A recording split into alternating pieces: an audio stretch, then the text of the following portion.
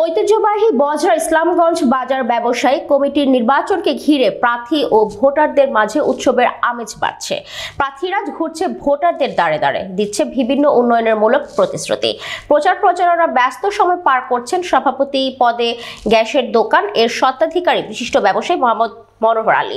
তিনি আমাদের নোয়াখালী জেলা প্রতিনিধি মনির হোসেন সজীবকে বলেন, আমি যদি সভাপতি পদে নির্বাচিত হই, ইসলামগঞ্জ বাজারের অসমাপ্ত কাজগুলো সমাপ্ত করব এবং ব্যবসায়ীদের সুখে দুঃখে পাশে থাকব।